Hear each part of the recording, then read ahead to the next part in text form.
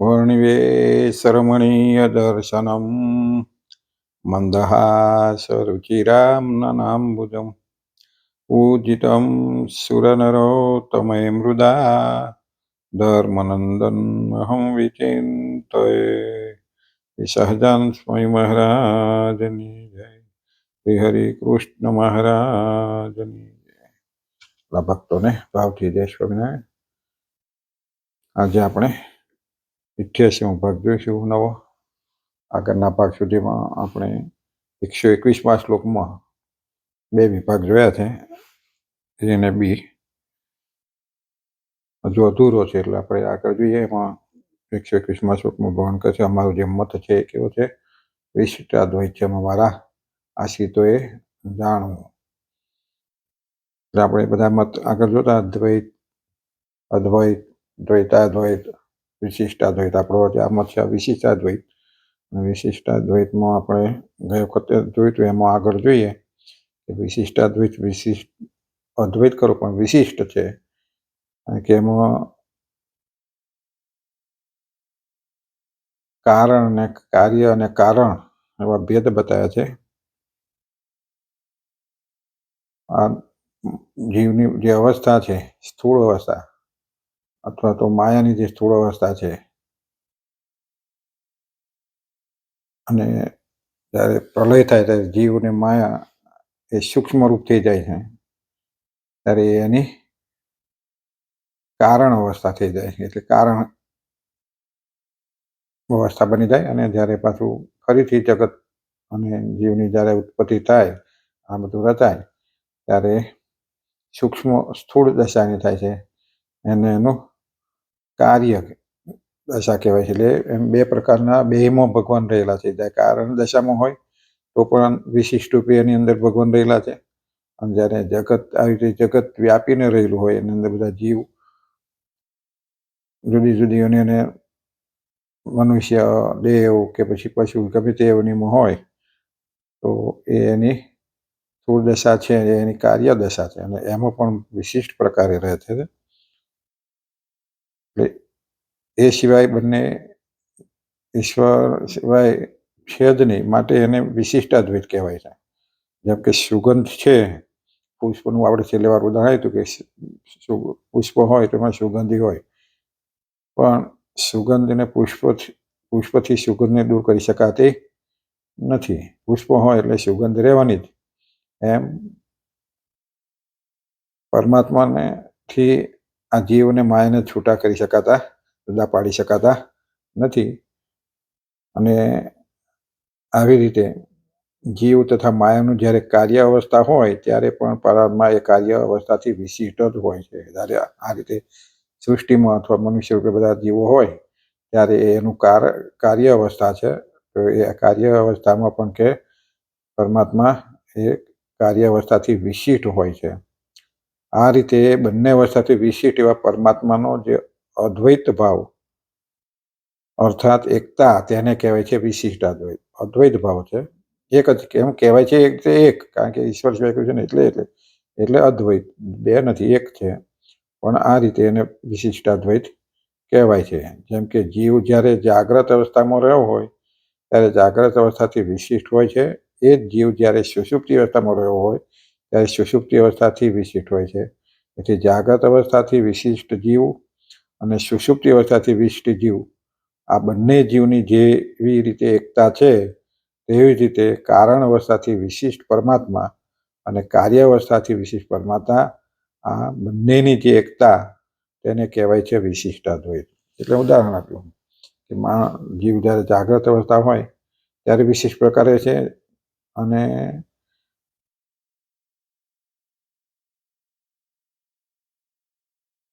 જાગ્રત અવસ્થામાં હોય ત્યારે જાગ્રત અવસ્થાથી વિશિષ્ટ હોય છે। એ રીતે સુષુપ્તિ અવસ્થામાં હોય ત્યારે પણ કે જીવાત્મા એ અવસ્થામાં રહ્યો હોય ત્યારે પણ એ સુષુપ્તિ અવસ્થાથી વિશિષ્ટ હોય છે। એવી જ રીતે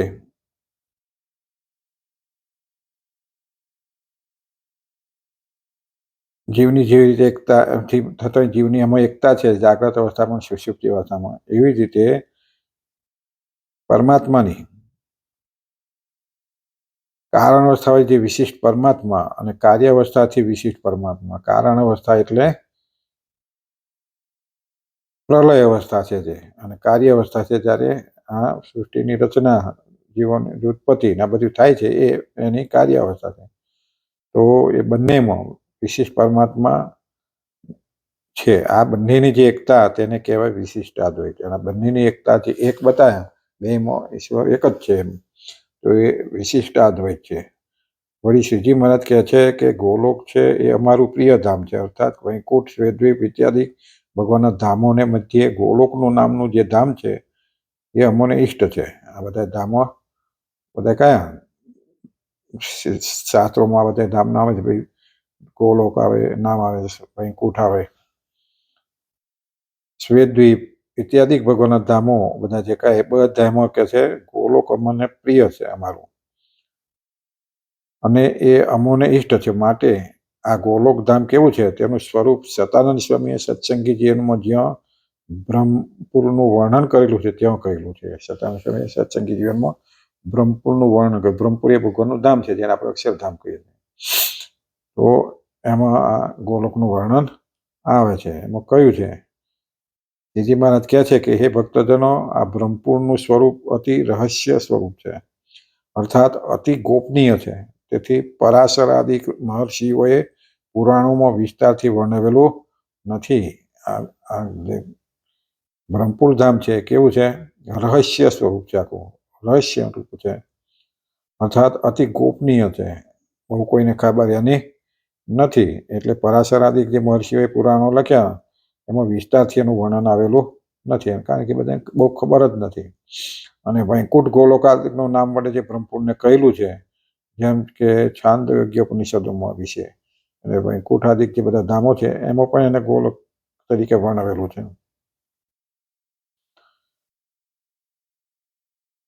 આ બ્રહ્મપુર સત્ય સ્વરૂપ છે આ રીતે સંક્ષેપથી વર્ણવેલું છે.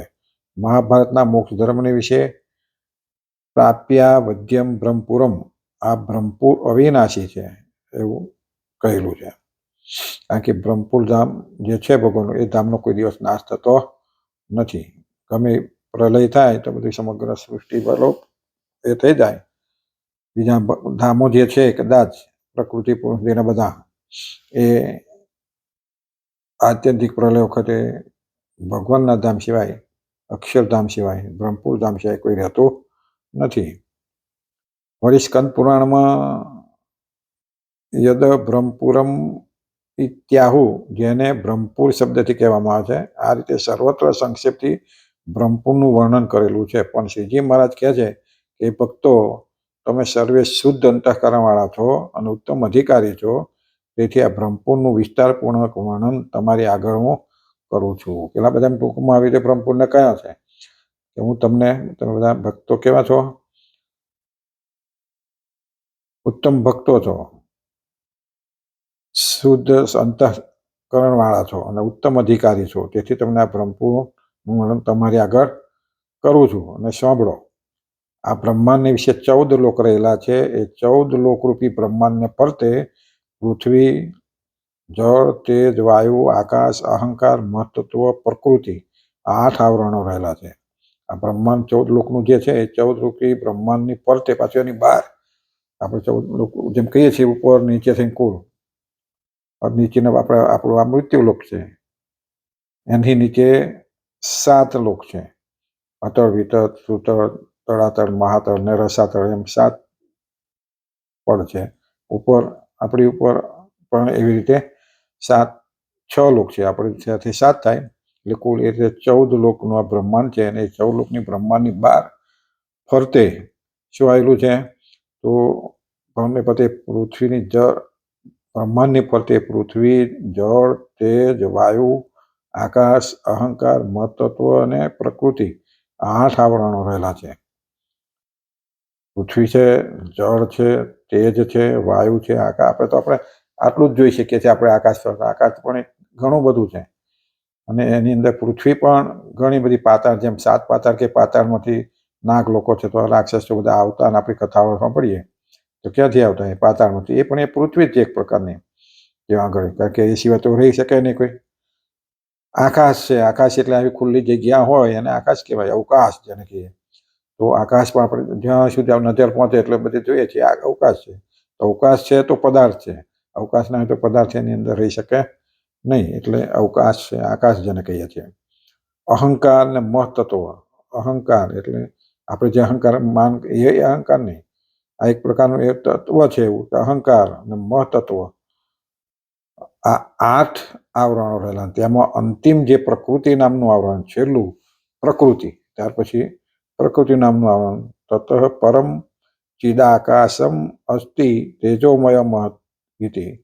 આ આવરણથી પર તેજોમય અને અપરિચ્છિન્ન એવો જે ચિદાકાશ રહેલો છે, જે ચિદાકાશને પરમ વ્યોમ આવા નામથી પણ કહે છે. ચિદાકાશ પ્રકૃતિ પર જે જોયું એ પરમ વ્યોમ જેને કહેવાય છે, તેજ તેજ તેજ છે જેને ચિદાકાશ કહેવાય છે. વ્યોમ આવા નામથી ઓળખાય છે. જેમ આ બ્રહ્માંડની અંદર સર્વત્ર વ્યાપ્ત એવો ભૌતિક આકાશ છે, આપણો જે આકાશ છે ને ભૌતિક આકાશ, એનો નાશ થઈ જાય, લીન થઈ જાય છે. પણ એવી જ રીતે બ્રહ્માંડની અંદર સર્વત્ર વ્યાપ્ત એવો ભૌતિક આકાશ રહેલો છે અને તે જળ સ્વરૂપ છે. એ જ રીતે પ્રકૃતિ નામના 8મા આવરણથી પર, પ્રકૃતિ નામનું જે આવરણ થઈ રહ્યું પછી એથી પર અપરિચ્છિન્ન એવો એક આકાશ રહેલો છે અને એ આકાશ ચૈતન્ય સ્વરૂપ છે, તેથી ચિદાકાશ કહેવાય છે. ચૈતન્ય સ્વરૂપ, જેમ આપણા જીવ શરીરના અંદર જીવ હોય ત્યારે ચૈતન્ય કહીએ, જીવને ચૈતન્ય, એમ એ આકાશ એવો ચૈતન્ય છે, સ્વયં છે અને અપરિચ્છિન્ન છે. તેથી ચિદાકાશ કહેવામાં છે ને એ ચિદાકાશ તેજોમય છે, એવો તેજોમય છે. જેમ આ ભૌતિક આકાશને મધ્યે આ બ્રહ્માંડ રૂપી ગોળો રહેલો છે અને જેની ફરતે ચારેય બાજુ સમુદ્ર રહેલો છે.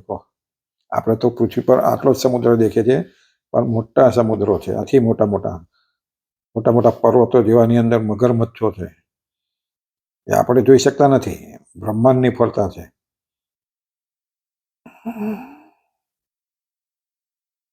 અને જેની ચારે ફરતે બાજુ સમુદ્ર રહેલો છે, તેમ ચિદાકાશની મધ્યે અતિ તેજોમય એક મહાન દ્વીપ રહેલો છે. બધું પછી જે ઉપર બધો ચિદાકાશ, આપણો આકાશ આટલો મોટો દેખાય તો ચિદાકાશ એથી બહાર છે, તો ચિદાકાશ ઘણો મોટો વિસ્તાર વાળો છે. એની મધ્યે કે છે અતિ તેજોમય એક મહાન દ્વીપ રહેલો છે, જેમ આપણો આ ટાપુ જેમ કહીએ ને એવો એક દ્વીપ છે. અને તેની ચારે બાજુ ગોળાકારે વિરજા નામની નદી રહેલી છે, અને એ દ્વીપની ચારે બાજુ ગોળાકારે વિરજા નદી છે. અને તેની ચારે બાજુ ગોળાકારે વિરજા નામની નદી રહેલી છે. વિરજા નદીની મધ્યે રહેલા આ દ્વીપને વિશે દિવ્ય અને અતિ રમણીય કામધેનુ ગાયો રહેલી છે. બોલો, ચારે બાજુ ફરતી જે દ્વીપ છે, દ્વીપની ફરતી નદી છે, એટલે પછી જે દ્વીપ છે ટાપુ જેવું બની જાય, ચારે બાજુ ફરતી નદી, અને એ દ્વીપમાં રમણીય કામધેનુ ગાયો રહેલી છે. વિવિધ પ્રકારનું દિવ્ય વૃક્ષો, ફળો તથા પુષ્પો રહેલા છે. એની અંદર વિવિધ પ્રકારના દિવ્ય વૃક્ષો છે, પુષ્પો છે, ફળો છે, અને વૃંદાવન આદિ બહુ જ પ્રકારના બગીચા રહેલા છે, સરસ બગીચાઓ સાથે છે. આ વર્ણન સાચું આપણા શાસ્ત્રોમાં છે, એ આપણે જોઈ શકતા નથી. આ બધું ક્યાં છે?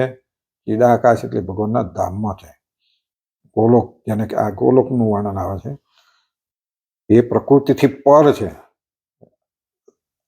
આત્યંતિક પ્રલય થાય તે પ્રકૃતિ સુધીનું બધું નાશ પામે, પ્રકૃતિ સુધીનું નાશ પામે. પ્રકૃતિ પછી જે ઉપર ચિદાકાશ છે, ભગવાનનું ધામ છે કહેવાય એને, એ નાશ પામતું નથી, સનાતન છે, સત્ય છે. એટલે એનું વર્ણન છે આ.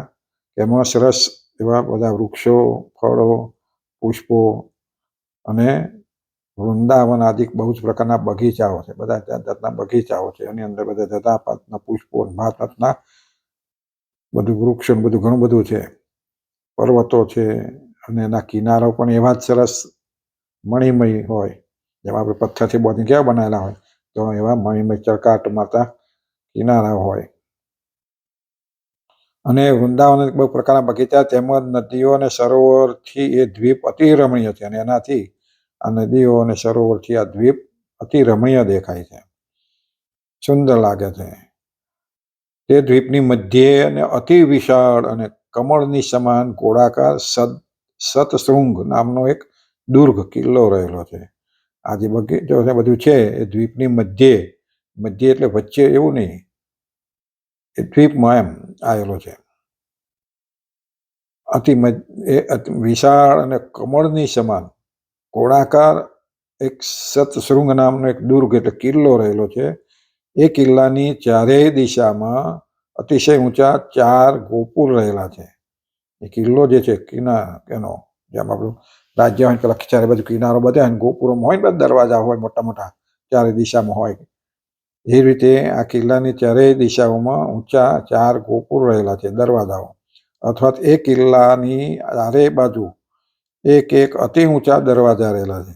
કિલ્લાની ચારે બાજુ એક અતિ ઊંચા દરવાજાઓ છે અને એ ચારેય દરવાજામાં સુબલ, પ્રબલ આદિ 4 દ્વારપાળો ઊભા છે અને 4 દ્વારપાળો છે દરવાજાના. સુબલ, પ્રબલ આદિ 4 દ્વારપાળો છે. આવા દુર્ગની મધ્યે દિવ્ય તેજોમય એક પ્રદેશ છે. એની અંદર દુર્ગની અંદર એક તેજોમય એક પ્રદેશ છે, જે પ્રદેશની આ બ્રહ્માંડમાં કોઈ પણ વસ્તુની સાથે ઉપમા આપી શકાય એમ નથી. આ બ્રહ્માંડમાં કોઈ એની વસ્તુઓની ઉપમા, બ્રહ્માંડમાં કોઈ પણ બ્રહ્માંડ આપણે તો પૃથ્વી પરનું થોડું ઘણું જોઈએ છે, પણ બ્રહ્માંડમાં આ બધા 8 પડ છે. છેક ઉપર બ્રહ્માનું લોક છે જેને સત્યલોક કહે છે, સ્વર્ગલોક છે, પિતૃલોક છે. આ બધા લોક આપણા પૃથ્વી કરતા સ્વર્ગલોકમાં તો અનેક ગણું સુખ છે કહેવાય ને. અને એથી પર બ્રહ્માનું સત્યલોક, તો આમાં ઘણી જાતના બધી સૌભાગ્ય વસ્તુઓ છે. એ પણ બધું પ્રકૃતિ પુરુષની અંદર આવી ગયું, બ્રહ્માંડમાં આવ્યું. એની બહાર આ વસ્તુ જે છે એ તો બધી દિવ્ય છે, એટલે એ કેટલી શોભાયમાન છે, રૂપાળી છે, તેજોમય છે અને એનો કદી નાશ પણ થતો નથી. એટલે આવી એની ઉપમા કોઈને આપી શકાય એવી નથી. એની આ જે દુર્ગની મધ્ય જે પ્રદેશ છે એની ઉપમા આ બ્રહ્માંડની અંદર કોઈ સાથે આપી શકાય એમ નથી. આવો એક નિરૂપમ પ્રદેશ છે. એ નિરૂપમ પ્રદેશને શ્રી કૃષ્ણ ભગવાનનું પરમ સનાતન ધામ કહેલું છે. અને એ જે નિરૂપમ પ્રદેશ છે એ શ્રી કૃષ્ણ ભગવાનનું પરમ ધામ છે એમ કહ્યું છે. અને ભગવાનનું જે ધામ મુક્ત એવા ગોપ અને ગોપીઓથી વ્યાપ્ત છે. અને ત્યાં બધા ગોપ ને ગોપીઓ છે ત્યાં આગળ. અહીં જે મથુરામાં નિવાસે ગોપ ગોપીઓ હતા એ જ બધા જોકે ત્યાંથી ભગવાન જોડે લઈને આવ્યા હતા, પણ ત્યાં તો કાયમ માટે ગોપને ગોવાળ્યો અને એની સાથે ભગવાન વિહાર કરે છે. ગોપીઓથી વ્યાપ્ત છે એવું એ પરમધામ, તેને ગોલોક આવા નામથી કહેવામાં છે. અને એ ધામને ગોલોક ધામ કહેવામાં આવે છે. ત્યાં કાયમ શ્રી કૃષ્ણ ભગવાન હોય છે, ત્યાં રાધા કૃષ્ણ લક્ષ્મી આ બધા ગોપ ગોપીઓ બધા ત્યાં હોય છે. ને બધા ભગવાનની સાથે વિહાર કરે છે કાયમ માટે. એટલે તેના જેમ ભગવાનના ધામો બધા જાય ને બધા તો ગોપ અને ગોપીઓ બનવું પડે ટૂંકમાં કહેવાનું, એ ધામમાં જાય એટલે. અને એમની સાથે એ ત્યાં રહે છે. એ ગોલોકની મધ્યે પ્રદેશમાં કરોડ સૂર્યની સમાન પ્રકાશમાન અતિ શ્વેત ઘાટું અને સચ્ચિદાનંદ એવું મહાન તેજ રહેલું છે. એ ગોલોક મધ્ય પ્રદેશમાં કરોડ સૂર્યના સમાન પ્રકાશ અને શ્વેત એવું ઘાટું અને સચ્ચિદાનંદ એવું મહાન તેજ, કાયમ આનંદ આપે એવું મહાન તેજ. આવું કરોડ સૂર્યનું તેજ હોય, આવું એક સૂર્યનું તેજ આપણને કેટલું લાગે, ગરમી લાગે. તો કરોડ સૂર્યનું પણ આ તેજ એવું નથી. મહાન સુખ આપવાનું છે, દિવ્ય છે, અતિ શ્વેત છે, ઘાટું છે અને સચ્ચિદાનંદ રૂપ છે. સતચિત આનંદ, આનંદ આપે એવું છે. મહાન તેજને અક્ષર બ્રહ્મ કહે છે. એ જે મહાન તેજ છે એને અક્ષર બ્રહ્મ કહે છે, અમૃત કહે છે. આવું પરમ જે તેજ છે એ પરમાત્માનું બ્રહ્મપુર નામનું ધામ જાણવું. અને એ ગોલોકમય બાજુ વચ્ચે આવું મોટું શ્વેત સચ્ચિદાનંદ સ્વરૂપ ભગવાનનું ધામ છે, જેને બ્રહ્મપુર ધામ કહેવામાં આવે છે. અને એ ધામ, એ બ્રહ્મપુર ધામ એના નામ જાણવું. નથી તે જો બ્રહ્મપુર ધામની મધ્યે પાછું ભગવાનનું એક મંદિર રહેલું છે. એ ધામની વચ્ચે મોટું મંદિર. એટલે આ તો સામાન્ય કે પ્લોટ છે કે 2 વીઘાનો મધ્ય હોય એવું નહીં. આ તો અનંત વિસ્તાર વાળું જગ્યા છે. આ બ્રહ્માંડની બહાર છે. એટલે આ બ્રહ્માંડ જો આવું આવતું હોય તેની બહાર છે, ને એની બહાર ઉપર તેજોમય જે દિવ્ય ચિદાકાશ કયો છે, એ આકાશ મધ્ય છે. આમાં મધ્ય એટલે કે એની અંદર રહેલું છે. એમ એ આખું ગોલોક છે, અને એની ફર પછી આગળ જાય એટલે બ્રહ્મપુર ધામ છે. અને બ્રહ્મપુર ધામની મધ્યે ભગવાનનું એક મંદિર રહેલું છે. એટલે મોટો રાજભવન હોય, મોટો મહેલ હોય એવું. એ મંદિરમાં દિવ્ય સિંહાસન ઉપર ભગવાન શ્રી કૃષ્ણ વિરાજમાન છે, જેને રામ કહે છે, જેને વાસુદેવ કહે છે, જેને પરબ્રહ્મ કહે છે, જેને સહજાનંદ કહે છે, જેને બદ્રીપતિ નારાયણ કહે છે. આવું જે એક તત્વ શ્રી કૃષ્ણ છે, એ શ્રી કૃષ્ણ દિવ્ય સિંહાસન ઉપર વિરાજમાન છે. તે પ્રદેશને જ અક્ષરધામ શબ્દથી કહેલ છે, જ્યાં મુક્તો અખંડ ભગવાનની સેવામાં રહેલા છે. ત્યાં એ ભગવાનના જે મૂળ સ્વરૂપ જે ભગવાનનું છે, મૂળ સ્વરૂપ જેને પણ શ્રી કૃષ્ણ પણ કહેવાય છે, રામ કહેવાય છે, સહજાનંદ કહે છે, પરબ્રહ્મ કહે છે, વાસુદેવ કહે છે. મૂળ કૃષ્ણ નામ હમણાં પડ્યો 5000 વર્ષ પહેલા ત્યારે નહીં. કૃષ્ણ નામ તો વેદ પુરાણો જ્યારે હતા ત્યારે એમાં કૃષ્ણ નામ આવે છે. એટલે ભગવાનનું મૂળ નામ ધામ છે, ત્યાં એ કૃષ્ણ તરીકે પણ ઓળખાય છે, વાસુદેવ તરીકે ઓળખાય છે, બદ્રીપતિ. આ બધા નામ પછી પડ્યા હોય ને, આપણે આવે પડ્યા હોય, પણ મૂળ જે પરમાત્માનું સ્વરૂપ છે એ કૃષ્ણ વાસુદેવ એવું નામ છે. અને જ્યાં એના જે બધા સેવકો છે, જેને અક્ષર મુક્તો કહેવામાં છે, એ ભગવાનની સેવામાં રહેલા છે. હવે પરમ તત્વ પરમાત્મા અને પરમાત્માના ધામ તથા ધામની અંદર રહેલા મુક્તો, આ બધા આપણી ઇન્દ્રિયો અને અંતઃકરણથી અગોચર છે. આ બધું જે કઈ વર્ણન એ પરમાત્મા અને પરમાત્માના ધામ અંદર એની બધા મુક્તો, આ બધા આપણી ઇન્દ્રિયો અને અંતઃકરણથી અગોચર છે. એટલે આપણે એને જોઈ શકતા, આપણી ઇન્દ્રિયોથી આપણે એને જોઈ શકતા નથી, અગોચર છે આપણા. તેથી આપણને પરમાત્મા કે પરમાત્માના ધામને પ્રત્યક્ષ જોઈ શકતા નથી. કેવળ શાસ્ત્ર પ્રમાણથી આપણે એમનું અસ્તિત્વ સ્વીકારી શકીએ કે શાસ્ત્રમાં અંદર જે ઋષિમુનિઓ અથવા તો પરમાત્માના આગળના અવતારો જે બધા થયા એનું વર્ણન કરેલું હોય, એના પરથી અનુમાન આપણે કલ્પિત, જેમ કે શબ્દ ચિત્ર આપણે દોરતા ને પેલા કે શબ્દનું વર્ણન હોય એના પર ચિત્ર દોરે, એવું શાબ્દિક વર્ણન થયા, અને એના પરથી આપણે અનુમાન કરી શકીએ કે ભગવાનનું ધામ આવું છે. આપણે એમનું અસ્તિત્વ સ્વીકારી શકીએ છીએ, અને અસ્તિત્વ સ્વીકાર્યા બાદ શાસ્ત્રનો આધારે જ આપણે એ તત્વોની કલ્પના કરી શકીએ છીએ. અને અસ્તિત્વ સ્વીકાર્યા બાદ શાસ્ત્રના આધારે જ કે આપણે એ તત્વોની કલ્પના કરી શકીએ. જેમ કે આ લોકમાં એક વિશાળ ભૌતિક આકાશ છે, એમ પ્રકૃતિ મંડળથી પર જે તેજોમય ચિદાકાશ છે, જેમાં ભૌતિક આકાશની મધ્ય આ બ્રહ્માંડ રૂપી ગોળો છે, અને એ બ્રહ્માંડ રૂપી ગોળાની ચારેય બાજુ સમુદ્ર છે. એમ ચિદાકાશની મધ્ય એક વિશાળ દ્વીપ છે, અને એ દ્વીપની ચારેય બાજુ ગોળાકાર એક વિરજા નદી. અને આ બ્રહ્માંડ રૂપી ગોળામાં જેમ પૃથ્વીલોક છે, એમ ચિદાકાશમાં રહેલા દ્વીપની વિશે સતશૃંગ કિલ્લાને મધ્યે એક વિશાળ તેજોમય ગોલોક પ્રદેશ છે. અને આ પૃથ્વીલોકનું જે રાજા હોય, તેની જેમ પૃથ્વીની મધ્ય કોઈ પણ સ્થળે એક રાજધાની હોય, તેમ વિશાળ તેજોમય ગોલોક પ્રદેશની મધ્યે અનંત કોટી બ્રહ્માંડના રાજા એવા પરમાત્માની બ્રહ્મપુર નામની રાજધાની છે. આમ ટૂંકમાં આવી રીતે તમને સમજાવ્યું કે બ્રહ્માંડમાં જેમ હોય, બ્રહ્માંડની અંદર રાજા હોય, એની કોઈ પૃથ્વી પર કોઈ પાસે રાજધાની હોય, એમ કે છે આ ગોલોક કયું, એની મધ્ય દ્વીપ કયો, સંશૃંગની દ્વીપ છે, અને એની ફરતો કઈ વિરજા નદી કઈ, અને મધ્ય ગોલોક કયો, અને એની મધ્યે પાછું ભગવાનનું એક મોટું મંદિર. એટલે બહુ મોટું એટલે કે આનો અર્થ કે એની અંદર બધા મુક્તો બધા ભગવાનની સાથે જઈ રહી શકે, બેસી શકે, એવું મોટું ભગવાન એ જે બ્રહ્મપુર છે કે એની રાજધાની. એટલે ભગવાન ત્યાં સાક્ષાત કાયમ માટે ત્યાં રહે છે. વિહાર પછી ગોલોકને બધે કરતા હોય, જ્યારે જ્યાં જેવી ઈચ્છા હોય એ પ્રમાણે. પણ આ બ્રહ્મપુર નામની આ રાજધાની છે, જે કરોડ સૂર્યની સમાન પ્રકાશમાન છે. અને આ લોકમાં જેમ રાજધાનીની અંદર એક સરસ મજાનો રાજાનો મહેલ હોય, આ રાજધાનીમાં સરસ મજાનો મહેલ હોય, અને એ મહેલમાં એક સુંદર રાજસિંહાસન ઉપર રાજા વિરાજમાન હોય, એમ પરમાત્માની બ્રહ્મપુર નામની રાજધાનીની અંદર એક સુંદર અને રમણીય મંદિર રહેલું છે. એ મંદિરને જ અક્ષરધામ શબ્દથી કહેલું છે. એ મંદિર જે કે છે એ મોટું એવું મોટું છે, કંઈક ઊંચું એટલું, લાંબુ એટલું, પહોળું એટલું, એની અંદર બધા કરોડો મુક્તો આમ નજર પડે એટલા મુક્તો દેખાય કે છે.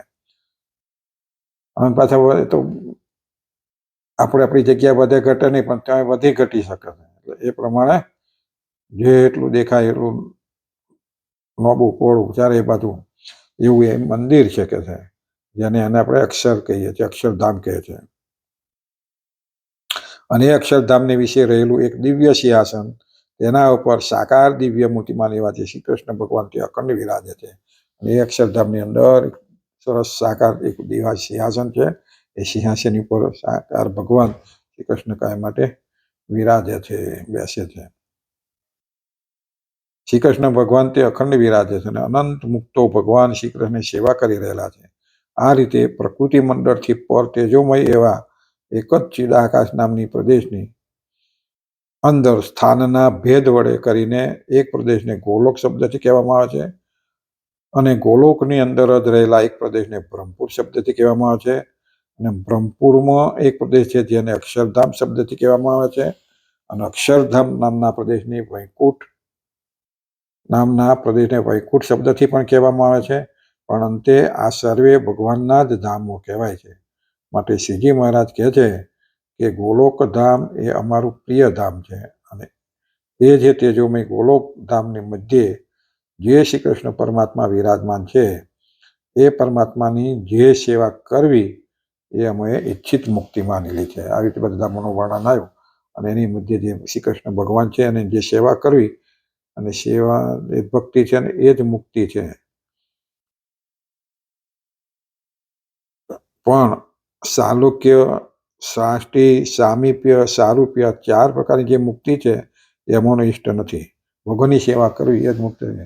ભગવાને 4 પ્રકારની વચનામૃતમાં પણ મુક્તિઓ બતાવી કે સાલુક્ય એટલે ભગવાનના લોકમાં રહેવું, સાષ્ટિ એટલે ભગવાનની સમીપમાં રહેવું, સામીપ્ય એટલે ભગવાનની સમીપમાં રહેવું, સારૂપ્ય એટલે ભગવાનના જેવું રૂપ પામવું, સાષ્ટિ એટલે ભગવાન જેવી સામર્થ્ય મેળવવી. આ પ્રકારની જે ઇષ્ટ એ અમને ઇષ્ટ નથી. સાલોક્ય આદિ 4 પ્રકારની મુક્તિ કરતા સેવા મુક્તિ તો અતિ દુર્લભ છે અને પરમ એકાંતિક ભક્તજનોને જ એ સેવા મુક્તિ ઈચ્છિત છે. પરમ ભક્તો હોય ને એને જ એ સેવા મુક્તિ ગમે. ભગવાનની સેવા મુક્તિ જે મળે, સેવા કરવાની તક મળે એ ઉત્તમમાં ઉત્તમ મુક્તિ છે. ભાગવતમાં શ્લોકમાં કપિલ ભગવાન દેવહૂતિ માતા પ્રત્યે કહે છે કે મારા જે પરમ એકાંતિક ભક્તો છે તેમને હું સાલોક્ય આદિ 4 પ્રકારની મુક્તિને આપવા ઈચ્છું છું.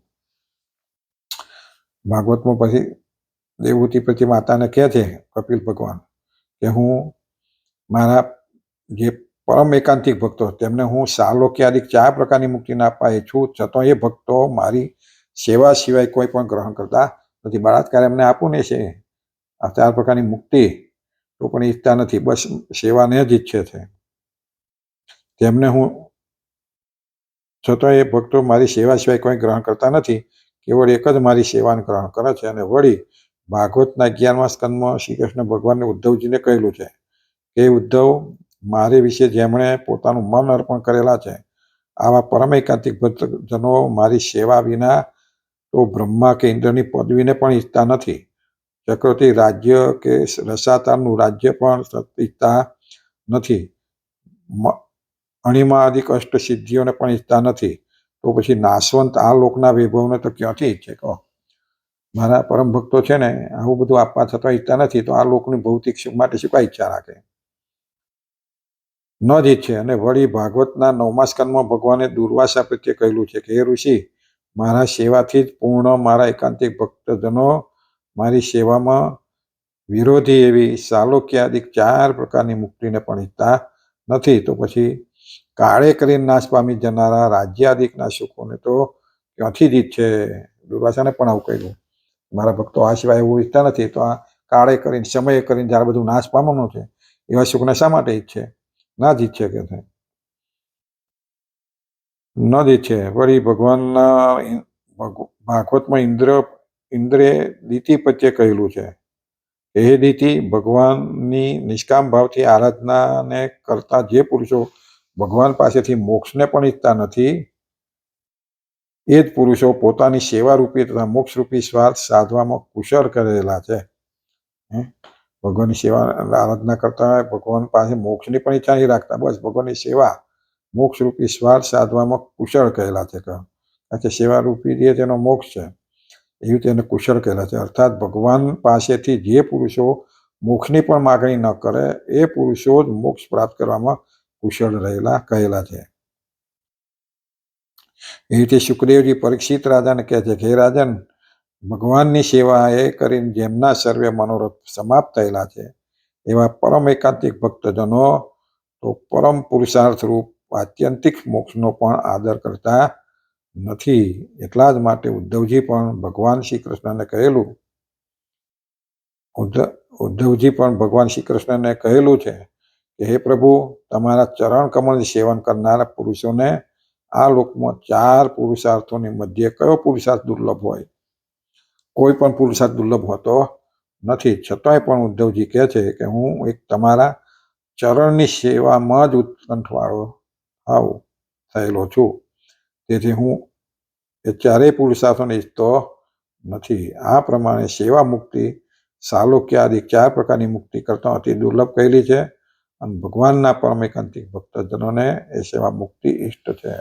એટલે ભગવાન નરસિંહ મહેતાએ કહે છે ને કે ફરી જન્નાથ તો મુક્તિ ના માગે જન્મો જન્મ તારે, એવું કહ્યું છે ને. ક્યાંથી? તો કે ભગવાનના ભક્તોની સેવા કરવાની તક ઝડપી લેવા માંગે છે. એટલે ભગવાન પોતે પણ કહે છે કે અમારે કોઈ મિસ લઈને પણ કે આ ભક્તો સત્સંગની મધ્ય અમારે જન્મવું એવું અમે વારે ઘડીએ વિચારીએ. શ્રી કૃષ્ણ એવી રીતે સત્યાનંદ સ્વામી કહે છે કે ભગવાન પણ આવી સેવા મુક્તિ પોતાના પરમ એકાંતિક ભક્તોને જ આપે છે, પણ સર્વે ભક્તોને આપતા નથી. અને આ સેવા મુક્તિ છે એ જ એકાંતિક ગતિ બ્રહ્મગતિ કહેવાય છે. ભગવાને પણ આવી સેવા કરવાની તક ઉત્તમ ભક્તોને જ આપે છે, બધા ભક્તોને મળતી નથી.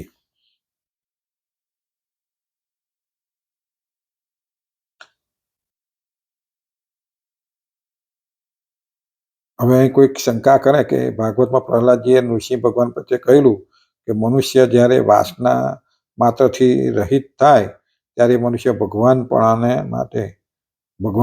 માટે કલ્પાઈ જાય છે, અર્થાત એ ભગવાન બની જાય. તો ભાગવતના આ વચનથી સિદ્ધ થાય છે કે ભગવાનના એકાંતિક ભક્તોને ભગવાન બની જવું એ જ મુક્તિ છે, પણ ધામમાં જઈને ભગવાનની સેવા કરવી એ જ મુક્તિ છે.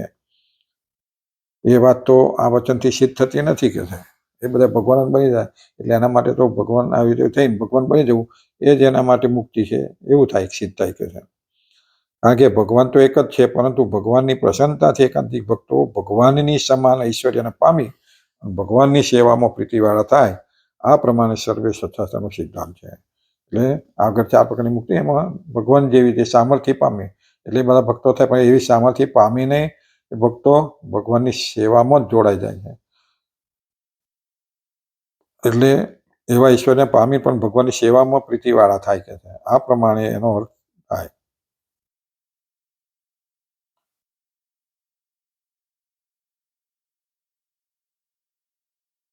આ તે ભગવાનના એકાંતિક ભક્તજનો ભગવાનની સમાન બને છે. સતાનંદ સ્વામી આ સમાનતાનું તાત્પર્ય સમજાવતો કહે છે કે ભગવાન પોતાના એકાંતિક ભક્તજનોને તમામ ઐશ્વર્ય આપી દે છે. અને આવા જે ભક્તો હોય, સતાનંદ સ્વામી કહે છે, એવા ભક્તજનોને બધા જ સામર્થ્ય આપી દે છે, પણ એક જગતનું નિયંતાપણું આપતા નથી. જગતનું નિયંતાપણું, જગતના કરતા હરતા એને બનાવતા નથી. એક જ જગતના નિયંતાપણા રૂપ જે ઐશ્વર્ય તેને છોડીને મુક્ત ભગવાનની સમાન ઐશ્વર્યવાળો થાય છે. બધા ઐશ્વર્યનામાં આવે પણ જગતનું નિયંતાપણું, જગતનું નિયમ બનાવવું, નિયમન કરવું, પાલન કરવું, એ કરવું એક બીજા બધા આપતા નથી. એક જ જગતના નિયંતાપણા રૂપ ઐશ્વર્ય તે છોડીને મુક્ત ભગવાનની સમાન ઐશ્વર્ય અને વાળો થાય છે. અને એ મુક્તનું ઐશ્વર્ય પણ પરમાત્માને જ આધીન રહેલું છે. એ મુક્તનું જે ઐશ્વર્ય હોય એ પરમાત્માને જ આધીન છે. પરમાત્માને ચાલવા દેવું એટલું ચાલવા દે, બાકી લાગે તો ક્યાંથી પણ લે. આપણા દાખલા છે જ ને, અલૈયા ખાચરને સામર્થ્ય હતું, દાઢીવા મિયાજી જે ભગવાનની વાતો કરવા ગયા હતા ને ઐશ્વર્ય આપ્યું હતું, દંડો દાઢી પકાવે ભગવાન દેખાય, પણ એનો દુરુપયોગ થાય ત્યારે સામર્થ્ય પાછી ખેંચી ગઈ. અલૈયા ખાચરને પણ એ થયું. તો કારણ કે ભાઈ ભગવાન પણ બની જાય તો ભગવાન અહમ આવી જાય તો પાછું એ સામર્થ્ય જતું રહે. ઐશ્વર્ય થાય અને મુક્તનું ઐશ્વર્ય પણ પરમાત્માને જ આધીન છે. એટલે સ્વામિનારાયણ ભગવાને તે વખતે એમના સમય દરમિયાન ઘણા બધા એવા મુક્તો અને ભક્તોને બનાવ્યા હતા સામર્થ્યવાળા. આપણા પાંચસો પરમહંસો તો એ પણ એટલી જ સામર્થ્યવાળા હતા, પણ કોઈ એનો પ્રકાશ થયો લીધો નથી, એટલો બધો કર્યો નથી કે ભગવાન બની બેઠા નથી. જ્યારે આજના એના કરોડો ગણામાં ભાગનું પણ સામર્થ્ય ના હોય છતાંય ભગવાનની એવી સામર્થ્યવાળા તો ભગવાન બની જાય છે. આધીન રહે માટે મુક્તો પણ ભગવાનની સમાન ઐશ્વર્યવાળા થાય છે. માટે મુક્તો પણ ભગવાનની સમાન ઐશ્વર્યવાળા થાય છે. આવા પણ ભગવાન બની શકતા નથી, આવો ભાવ છે. એટલે ભગવાન સમાન બની જાય પણ ભગવાન બની જતા નથી. ભગવાન બનવા જવા જાય ત્યારે મૂળમાંથી જાય. એટલે ભગવાન બનવાનો પ્રયત્ન કરવો, ભગવાન જેવા થવાય ના કરવો, ભગવાનના સેવક બનવા પ્રયત્ન કરવો. એનો અર્થ આવો કરવો આપણે કે ભગવાનના સેવક બનીને રહેવું, એમ જ માલ છે. ભગવાનનો સેવક બનવાથી જ બધું મળી જાય, મુક્તિ મળી જાય. તો આ શ્લોક આજે અહીં પૂર્ણ થયો. આપણે 121માં ફરીને આપણે નવા ભાગમાં આગળનો શ્લોક જોઈશું. બધા ભક્તોને જય સ્વામિનારાયણ.